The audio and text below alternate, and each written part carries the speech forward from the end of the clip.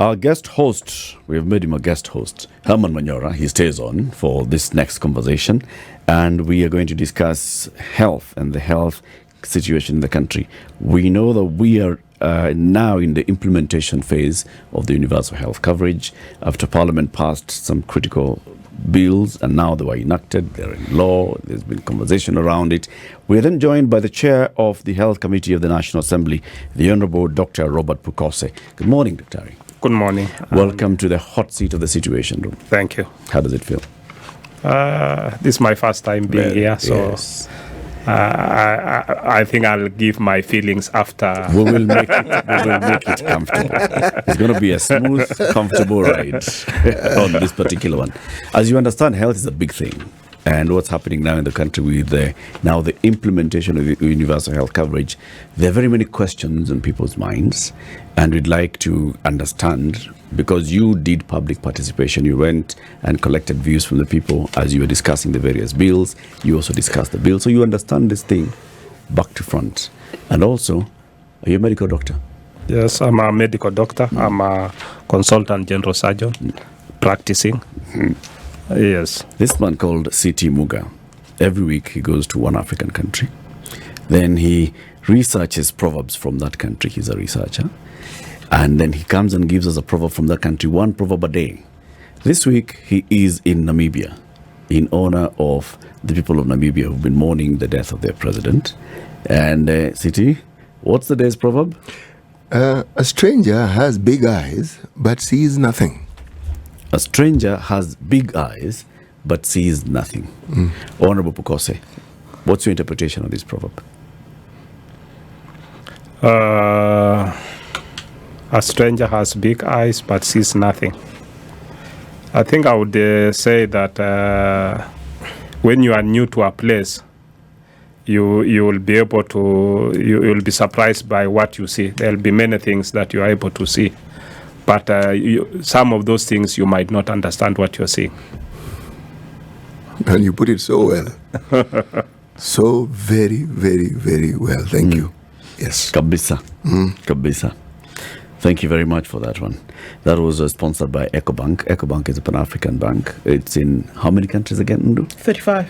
And it's important to keep In Africa. asking that In question. Africa. 35 in Africa. 35 in Africa. Four outside. Outside Africa, it's in China. It is. It's in UK. It is. It's in France. It is. And it's in the Middle East. Yes, it is. It's also in France. It's also in France. Yes. And it's- the UK. It's in Dubai. That's in Dubai. And it's in South Africa.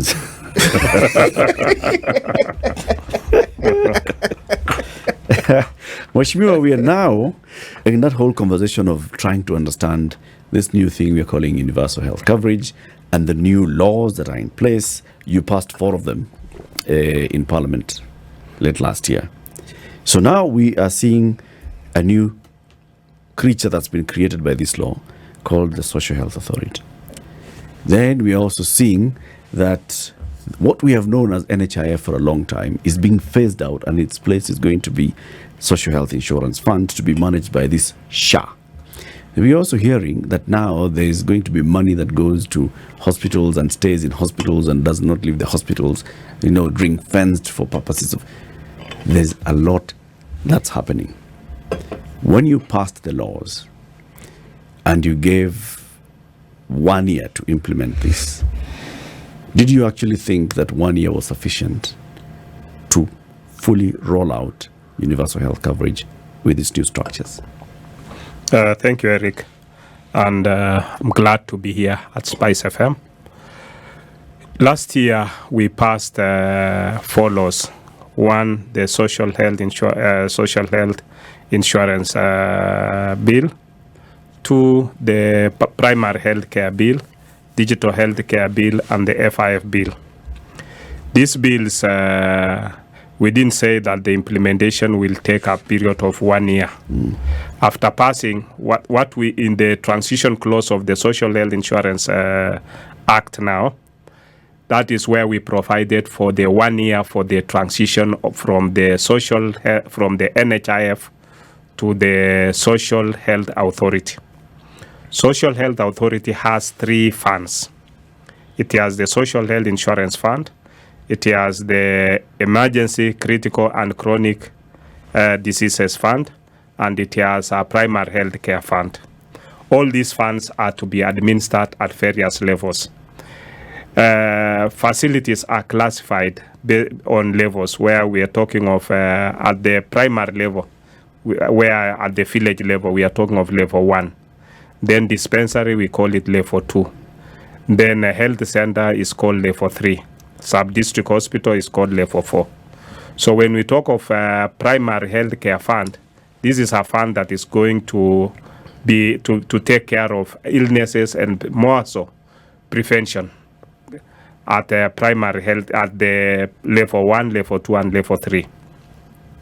When we talk about the level 4, 5, 6, that is, you are talking of formerly what we call the district hospital, sub-district hospital, provincial hospitals, which are now the regional hospitals. Then level 6 is the national referral facilities. So this is where you will now use your social health insurance fund. You'll find that there are people who might have chronic illnesses. They might have critical diseases that will take them time to be able to be cured. And therefore, the money for the social health insurance fund might be exhausted. So that is, once you exhaust that, then you can now utilize your chronic, emergency, and critical care. As we speak today, many people might not know, but when you have an NHIF cover, you're also covered for emergency, even evacuation, and the NHIF has entered into contract with the Red Cross and also with the AMREF, that if you need to be evacuated from your village, it should be Red Cross should be able to do it, or AMREF should be able to do it, not at your cost, but because of the contract which they have entered with the NHIF. But I think that has never been properly publicized, and people might not have been able to access that service. Now, with the current one, what we're trying to do is to make sure that every Kenyan knows that I have access to emergency care, I have access to critical care, and have access to, if I have a chronic illness, that should be able to be taken care of. As you are aware, right now, many people, even if you are, for example, a kidney disease patient, many kidney disease patients, they both pre-transplant and post-transplant are not covered under the NHIF. In the new scheme, we would want that to be done, so that if somebody opts for kidney transplant, then this person should be able to have access to pre-kidney and post-transplant services and care from the NHIF. So we are actually, what is happening is we are widening it. Then when you look at, so what I wanted to just say in brief is that on the matters of transition, we didn't say 1 year for the implementation. Then when you look at these bills, you said about the FIF bill, which is now going to take care of facilities in the various counties, and mainly it's actually facilities in the counties, because what is happening as we speak today is that when patients go to the facilities in the counties, you are treated, you pay a certain amount of fee. That money is collected and is deposited in the county fund. You cannot, the facility cannot access that money to provide any care. And the county might decide not to even prioritize where that money came from. It is not ring-fenced for health care. That money will be used for other services. So what we've done in the FIF bill is that we have ring-fenced the money collected in every facility, so that when you collect that money should be pumped back to provide health care, not to be used for roads or to be used for any other purpose that was not meant for. Because President Mwai Kibaki, when he was the Minister for Health, introduced that FIF, the Facility Improvement Fund.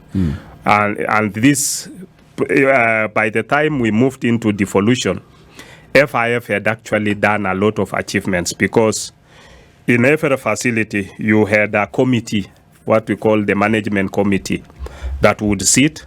They look at what they have collected, and if the facility, assume it's at the level of level 4, which has many departments, you'll even be able to go into that. This department has collected this much, and then when you sit down at the end of the quarter, you make your proposals based on what you've collected. Then that money is you provide a bank statement, you have banking slips, and you cannot spend that money at source. The money is collected, it is banked. Then at the end of the quarter, you get what we call an authority to incur expend, AIE, which is given now in the current law now that we've done. It will be given by the CEC Health. The CEC, you'll sit down as a committee, make your proposals based on your budgetary, your bank statement, what you've deposited. Then you now go to the CEC. You say, now we need an AIE, authority to incur this expend. Then you are given the AIE, then you can now go and spend. In addition to what you've collected, the county must also allocate you resources, which they have now been doing, allocating resources. So you will have what you collect, and which is on-source revenue, and then you'll also have what the counties are supposed to, in the division of revenue bill, what you are supposed to be given. So that we are hoping that it will be able to improve on services. Okay. Sorry. Now, I just want to ask, because we are saying that it's just the transition from NHIF to NHIF that has a 1-year period. Yes. When does the primary healthcare fund come into effect? When does the emergency, critical and chronic disease fund come into effect?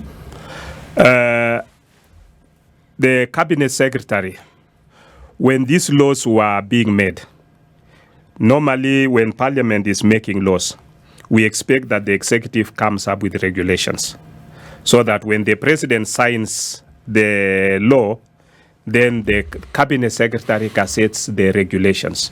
Then those regulations can now go to the committee on delegated to be able to find out whether they are in concurrence or not. So ideally, the cabinet secretary by now should be in the process. They should have gazetted the regulations. So as soon as those regulations are now the ones which are supposed to operationalize this fund, and we were hoping that in the next because when you look at the appropriation in terms of funding for these organizations, they have to be appropriated money by parliament. So we were hoping that as we now look at the budget policy statement, which is going to be tabled on 14th of February in parliament, that should be able to capture these funds, so that when we begin now the next financial year in June, at the end of in July, then we should be able to operationalize these funds, because money would have now been appropriated by parliament.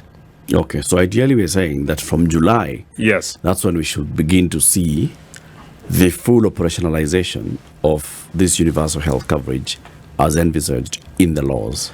If the case did not go to court, I think regulations should have been in place by January. That was the initial plan, but because of the court case now, I think the government had to wait until they dispensed with the court. Then from there now, I think they are working on the regulations, which should be ready anytime. And I think they are doing now public participation. Okay. Yeah. What happens today when somebody goes with because we believe the current NHIF card to hospital? What happens today in the interim while all of this is being sorted out? What happens to that? So that's one part of the question. The other part is that we've seen, do we know that deductions have already started being made towards this new health scheme? And if that, where is that money going? There are no deductions which have been made. Okay. I think I'll begin from there. No deductions are being made in the new scheme because we already don't have the regulations in place. As far as if you are sick today, your cover for the NHIF is still operational. Okay. Because as we speak today, NHIF is still in office for the next up to the end of this year. Yes. So you'll still continue getting your services. We have a full board of NHIF. We have a full working staff of NHIF, and all the NHIF activities are operational. Okay. So there is no lacuna in terms of service delivery. For that. Yeah. So what happens to the individual who signs up for NHIF today, just started a job, whatever it is, signs up for NHIF, or rather signs up for, NHIF today, by virtue of being in a job, or anybody else for that matter? Will they continue in NHIF, and as it shifts over, then it continues? Then you'll move now to the Social Health Authority. Okay. Yes. Individuals have been hired or appointed to work for the Social Health Authority, and there was a bit of a scuffle in terms of who then fits in what position. What happens to those individuals today? There are no individuals who have been hired for the Social Health Authority. What has happened is that there has been a cassetment of the board of the Social Health Authority. Yeah, but no individual has been hired for the Social Health Authority. So right now its secretariat is basically the current NHIF. The current NHIF secretariat. It's doing both. It's doing both. And then we have a transition committee, which was gazetted, I think, last week, Monday, by the cabinet secretary. So the transition committee now will have to handle matters of transition, so that they'll be able to look at in terms of assets, liabilities, and even functionality, where you are now transiting from NHIF to Social Health Authority. And this transition committee, I think in the cassettement, they have a period of 6 months to be able to work. And as Parliament, we will be having a session with them so that they can come and brief us on their workings. And then we'll be expecting them that subsequently they'll be able to give us progressive reports. And as it comes to an end, then they should be able to give us a complete report on how they've handled the matters of transition. Okay, so the universal health coverage then it tinkers with the character of health-seeking behavior, right? Yeah. And so one of the problems was that a lot of people found themselves at referral hospitals or second-tier health facilities without going to the first-tier medical facility for immediate treatment. So we would find people who maybe had a cut that could be handled at a dispensary going to a referral hospital. Mama Lucy. Going to Mama Lucy, exactly, KNH. for example. And we thought that when we see it, we think, well, why would you do that? Why would you go all the way to a level 6, level 5 to get something that could be sorted at the very basic level? Now, with this new scheme, what we're saying, like you said, prevention is one of the big aspects that's being handled at that level, as well as primary health care, things that you can go do, get blood pressure sorted out, things like that, to prevent you from going to the next tier. Without looking at the other side, that the reason why folks are going to these next level medical facilities is because the services that are required at that first level don't exist, or even if they've been treated, medicine is not available, or the basic infrastructure that is required to deliver basic health care, water, electricity, medicine, that doesn't exist. The guarantee is being sought after now, that if we are saying all this money that will be collected from individuals firstly goes towards this primary health care, will it sort out those issues that have been perennial for the longest time? Thank you. I think first and foremost, as a country, we need to be able even to shift our mind in terms of thinking, especially healthcare workers, because I think it begins from the human personnel. How do you handle healthcare within your area where you are? Because you'll find that let's begin from the dispensary level. At the dispensary level, you'll find that you have a nurse. This nurse must also make sure that the nurse is available and is provided with the resources that needs to be able to take care of the patients. Now, in this universal healthcare, where you have a focus also on primary healthcare, you have the national government and the county government working together to have what we call the community health promoters, which we used to call them community workers, health workers. Now they are called community health promoters. This in the country now we have about 100,000 of them. Each of them is taking care of 100 households. And this community health worker is he's been equipped. In the past, there were no equipments. So he now has at least some equipment. He has he even has a thermometer, he has a PP machine, he has a glucometer where he's able to check your glucose levels. And once he visits, they even have identifications where when he visits your home, you are able to identify that this is the community health worker that takes care of the 100 households. This community health worker is expected to, is also given, unfortunately, I think they are not going to be paid a salary, but they are being given a token. In the past, they were not appreciated. Nobody was giving them anything. And yet you'll find that somebody is giving his time to be able to take care of the community and identify who are the sick people within this community. So this community health worker will be able to, once he visits the village, he visits the household, he's able to identify even in that household, are there people who have, through maybe asking, is able to identify that this is somebody who has diabetes or hypertensive, even advise you if you have been you're on medication. You've been discharged from the hospital, you are on medication. He's able to advise you on how to take care of your medication, even advise the community on how the environmental issues that they can be able to take care of. Slash your grass here, cut the grass, keep the grass short, don't have stagnant water around. Where is your source of water that you are drinking? That kind of information, I think. For me, I look at it that I think as a country, we are starting from somewhere. We might not have gotten it right initially.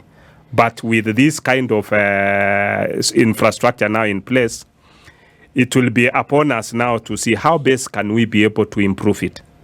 We're starting it from there. How best can we be able to improve it to get our healthcare properly? Then this person now, if finds out that your pressure is high, he'll be able to tell you that now with a high blood pressure, this cannot be handled at the dispensary level. Go to level 4 facility. And he's able to put it, they have a gadget where he's able to put it in the gadget and tells you that the level of the facility in which you can be able to go and be taken care of is this. Yeah. And like now, you will find that, blood pressure will present with various symptoms. Will give you headache, give you blurring of vision, leg swellings, quite bizarre kind of feelings within your body. But once he is able to check and find out that you have a high blood pressure, instead of you now going to the dispensary, where the dispensary you will be treated for malaria, you will go to the level 4 facility, and he's referred you there, indicating that this person I found in the village has high blood pressure. So you'll go there. You will be given, and at level 4, you'll be able to get, if we equip it, we make sure that they have PP machines, they have antihypertensives. So you'll go to level 4 and you'll be given antihypertensives and you'll get well. He goes to the village, he finds a small child who has diarrhea. This one can be treated at the dispensary by being given ORS. So advises, you can go to the dispensary, to local dispensary, and then you'll be treated, you'll be given ORS, and then you'll be able to get well. When you reach at the dispensary, the nurse at the dispensary might find that this person, the diarrhea is bloody, meaning it is infected. So I might not be able to handle well. You refer you to that level. And that way, and in other ways, if we are able to get it right, right from the medical professions to equipping the facilities, and then we look at our referral system. How do we do it in the correct way? And in this case, what they have done is they provided digital through the Digital Health Act. We're now able to key in your information at this. That information is sent to the next level of facility where you should be able to get care. And even at the headquarters in Nairobi, I'll be able to look at it and say, so and so in a village in Nyamira has identified a person who is hypertensive and is referred to this facility for treatment. And we are able to get the data for the whole country in the station which is in Nairobi. Yes. Daktari, on paper, and when it's explained, it sounds very good. It sounds, this is, the way to go. The crux of the matter comes with the implementation, and that's why we want to discuss this with. So, Wemze, uko na swali sio? Mingi. Aya, uliza. When you talk about prevention, and you talk about the health workers who are essentially extension workers in the community, Yes. two things. One, you don't pay them, you give them a stipend or you give them some sort of acknowledgement. There's a problem there because the task that they have been given is enormous. It's not a stipend task. No, it's not a stipend task. And it's not a part-time. No. Really. Remember, if you're talking about the rural areas where the majority of our population actually live, this is, as far as the village will be concerned, this is the health person. Who ndio daktari? And the health. This person here. Now, that's one. Two, I do not see the preventative aspects of it, except for acknowledging or recognizing that there's a problem at an early stage that it can be handled. What about ensuring that these diseases do not even rear their heads in the first place? Because the choice of who becomes this sort of worker, the likelihood is that they live in that community, they come from that community, and they're known. They have some knowledge of health practices. What is it in their work that enables them to actually educate, sensitize, ensure that the community know how to prevent? Because many of these things we're talking about are preventable, meaning they don't even need to exist in the first place. Good nutrition, ensuring that you have safe water, ensuring that you protect yourself against mosquitoes, things like that. Is this part of the curriculum? And is this a focus? Because if that is the focus, then even the issue of referrals to level 3 or 4 will be significantly reduced. Thank you. I think that's a very valid point which is raised. And one of the things that we try to, in the ministry, you have public health officers, you have nutritionists. The issue would be that then even within the sub-county, you have an MOH, medical officer of health, who is not attached to the hospital. His work is supposed to be supervise dispensaries and look at the issues about public health. Apparently, I think people I would suggest that experts now need to come in and look at how do we link up with these community health workers so that we have a better way, a better mechanism, because as much, and then we train them also, so that when they go, each of the community health worker is in charge of 100 households. And every 100 households is a community health worker. Now, this community health worker of the 100 households, I think needs to be empowered and look at how can he relate with the nutritionist, with the public health officer who is within that area, and then they look at how best they can be able to look at the preventive part of the diseases. May I suggest something to your committee? Yes. The Ministry of Health has tons and tons of research that has been conducted into the very thing we are discussing. The issue is how to put those findings into practice. It exists. These are things that have been done within this country. Yes. And we've had projects that have determined how best the very thing you're saying can be done. And the effectiveness of this is also documented. So it is, and it's documented to the point where you can even talk of very huge percentages of people who were previously attendants of healthcare systems and who ceased to attend, meaning you reduce the numbers of people who actually go to healthcare centers by a huge percentage. Yeah. These things exist. Now, it's a question of whether our health system want to put these findings into practice, because we've done it, we have it. Yeah. Yes. And when you travel even to other countries, South Africa, for instance, when we went to one of the facilities where where they take care of the HIV cases, and we asked them, how do you identify patients from the village so that they can come and seek treatment here? They have a similar mechanism of primary health care, where even for them to make sure that people are taking medications, they have a follow-up. They do a follow-up through the primary health care, because this primary health care person knows the 100 households and he knows who lives where. Yes. There's a question that density started with. This person is so critical. In reality, this is the person who will be getting knocks on their door or calls in the middle of the night. Mtoto ni mgonjwa, mama ni mgonjwa, mzee. This is a full-time job for the community health promoter. Why are they only being given a stipend?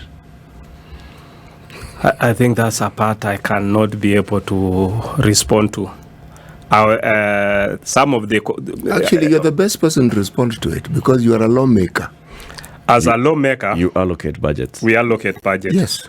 And we allocate them based on the agreement between the national government and the county government. On our part, we've provided the funding. That is the share for the national government. You can decline to provide that funding. You can ask questions on the budget lines and even insist that in the absence of this, you are not okaying that budget, can't you? But you provide the funding based on the agreements that they have agreed. Precisely. Can Yes. you question the They basis? they for can. this? Can you say Yeah, that? you can question can. the Because basis. remember when I asked just a few minutes ago, I asked the question about primary health care at that level, level 1, and you said we now should appreciate the fact that there are now 100,000 community health workers. So essentially, that burden shifts, in my mind, from what you've said, shifts from having to walk into a facility to the people who can essentially bring this basic health care to your door, and you pay for it, right? Yeah. So we're shifting a burden, but we are not remunerating the people doing that. the weight of the burden. Okay. I get it, and I hear it. But unfortunately, you know, for even those who are on salaried, the salary is not determined by Parliament. It is determined by the Salary and Remuneration Commission. Even for my own salary, I cannot put money to pay myself. So even for the social workers, we based on the budget that you've presented to us, saying that for these social workers, this is the budgetary request that we require. We'll provide that amount.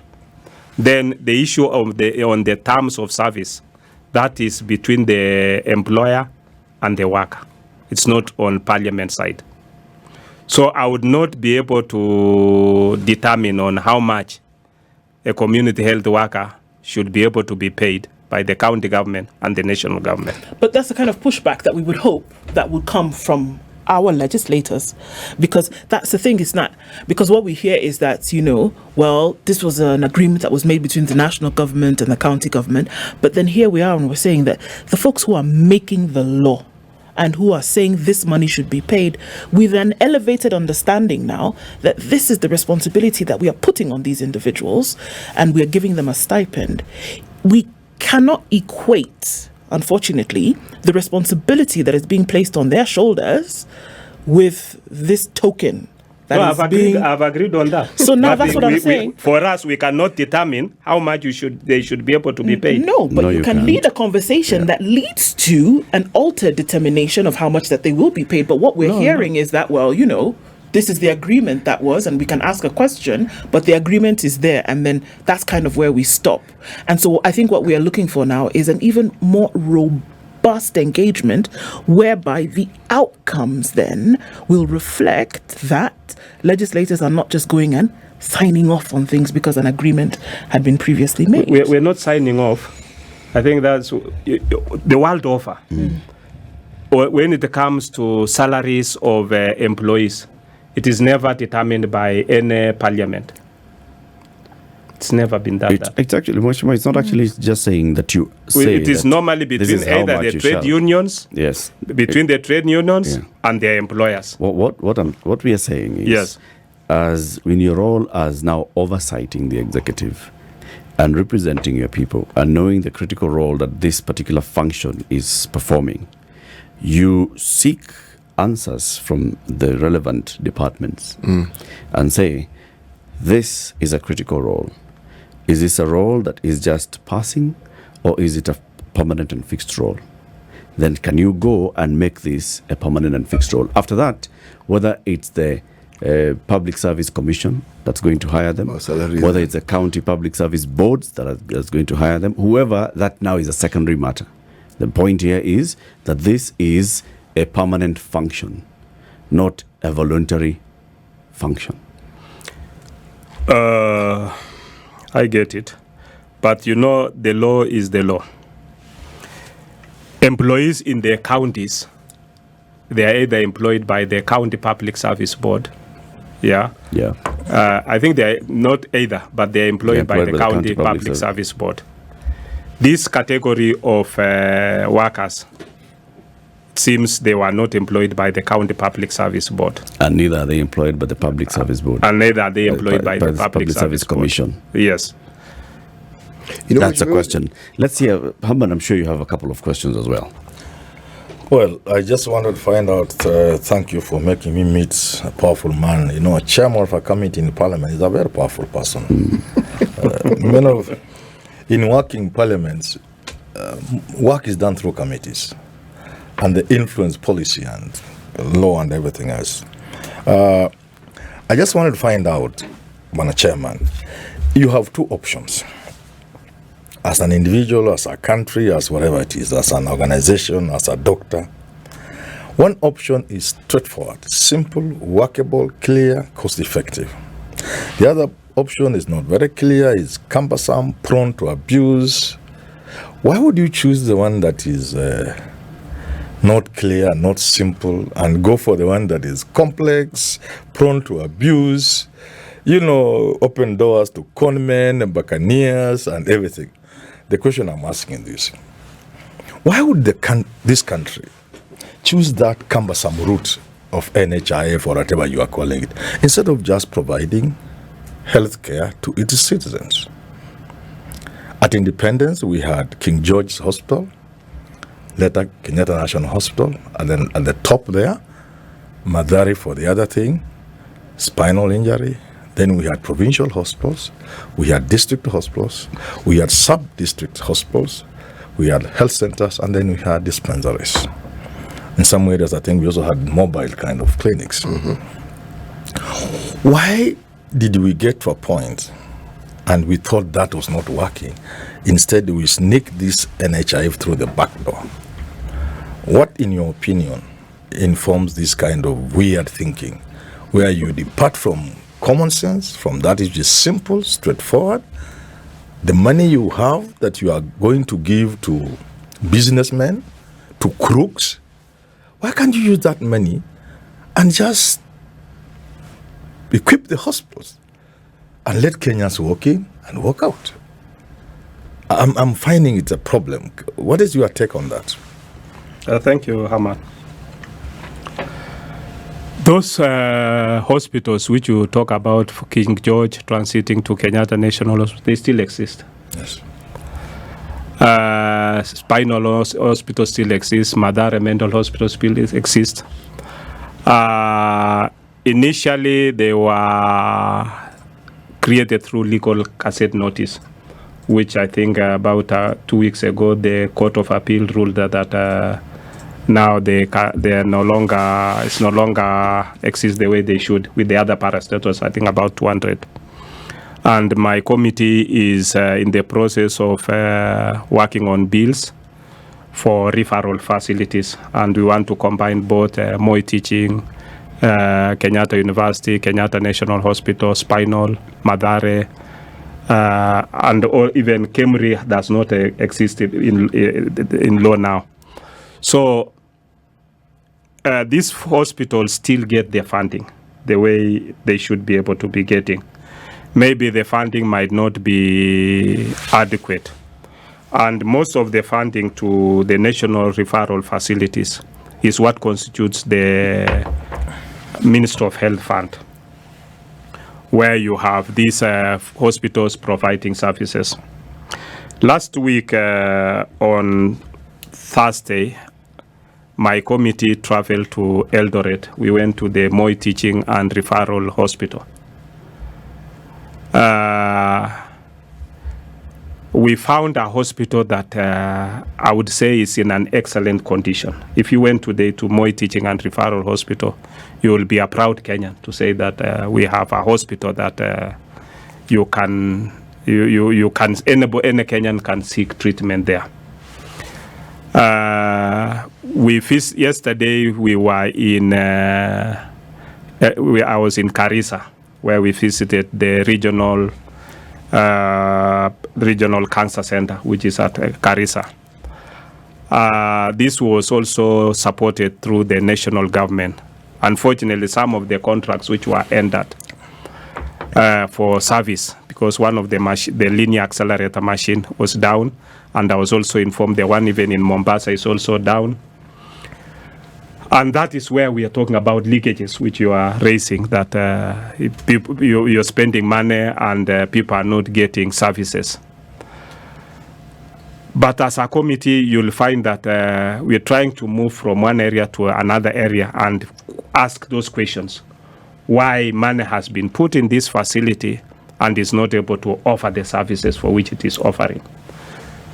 This country, we started even with we started a program 2015 called the Managed Equipment Service, where we equipped facilities, put the machines there to provide services.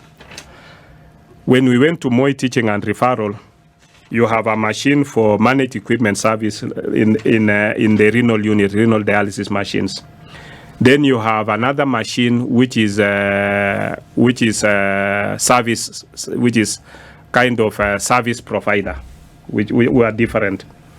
This one, which is managed equipment, is charging 4,500 for supplies. The other one is charging 3,000.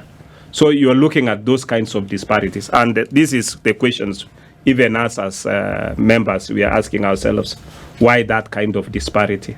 How do we stop this kind of leakages? NHIF is not a new phenomenon. It has been there.